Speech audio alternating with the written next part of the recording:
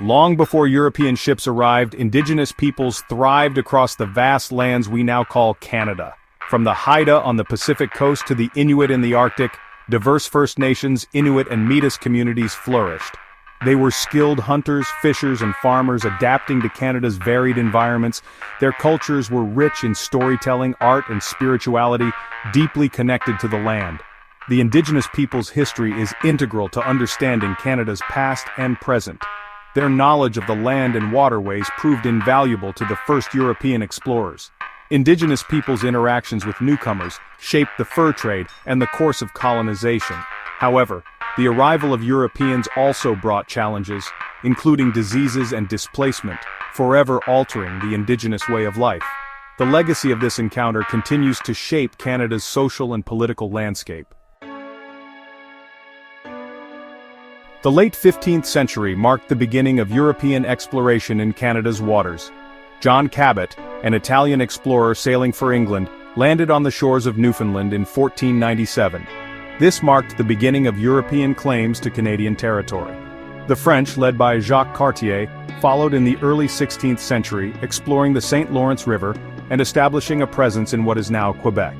The arrival of Europeans sparked competition for control of resources and trade routes. The fur trade, particularly the trade in beaver pelts, became a driving force in early Canadian history. The French and English established trading posts, vying for control of this lucrative industry. This competition led to conflicts, including the 7 Years' War, which culminated in the British conquest of New France in 1763. The British victory had a profound impact on Canada's future, shaping its political and cultural development. The fur trade, while economically significant, had a profound and lasting impact on indigenous communities. European goods, including metal tools and weapons, were introduced, altering traditional ways of life.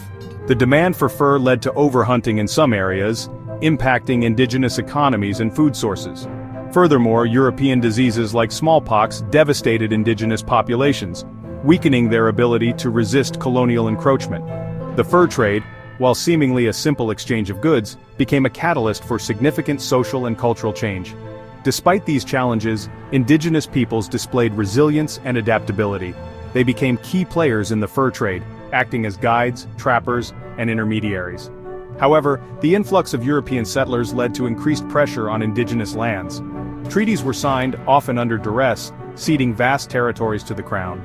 These historical injustices continue to have a profound impact on indigenous communities today, as they strive to assert their rights and reclaim their heritage. By the mid-19th century, the desire for a united and independent Canada began to take shape. Threats from the United States, economic instability, and the need for a strong central government fueled the movement for confederation. In 1867, the Dominion of Canada was born, uniting Nova Scotia, New Brunswick, and the Province of Canada, which would become Ontario and Quebec. This momentous event marked a turning point in Canadian history, laying the foundation for a new nation. Sir John A. Macdonald, Canada's first Prime Minister, played a pivotal role in Confederation. His vision of a transcontinental railroad, the Canadian Pacific Railway, was instrumental in connecting the vast country. The CPR, completed in 1885, facilitated westward expansion, opening up the West to settlement and development. However, this expansion came at a cost, displacing indigenous peoples and further marginalizing their presence in Canadian society. Section 5. Expanding westward, the Canadian Pacific Railway. The completion of the Canadian Pacific Railway was a remarkable feat of engineering and human endeavor. Thousands of workers, including Chinese immigrants facing harsh conditions and discrimination, toiled tirelessly to lay the tracks across mountains and prairies. The railway became a symbol of Canadian unity and progress, connecting the Atlantic to the Pacific. However, it also had a profound impact on the indigenous peoples of the West. The arrival of the railway accelerated the settlement of the West, leading to conflicts over land and resources.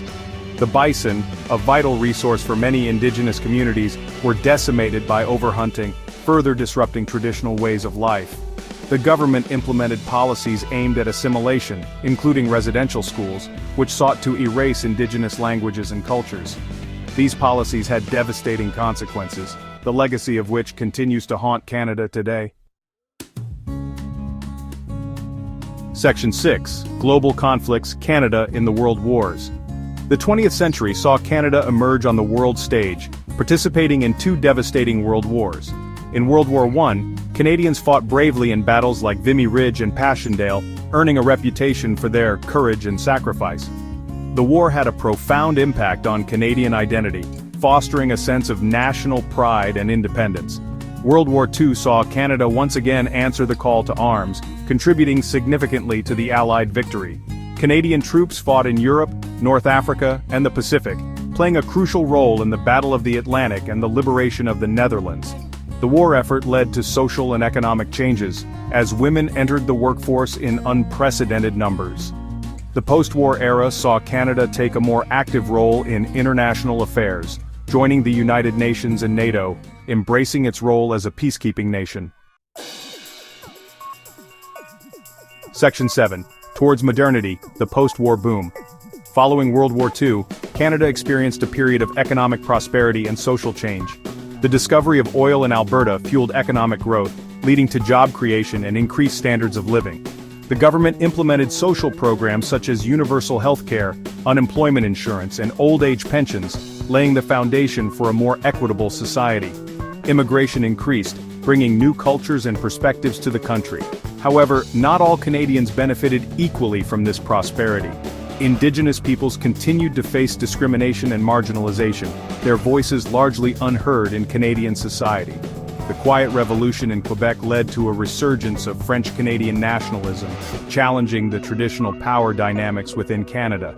These social and political movements shaped the Canada we know today, a country grappling with its past while striving for a more just and equitable future. Section 8. A mosaic of cultures, immigration and multiculturalism. Canada's identity has been shaped by waves of immigration from all corners of the globe.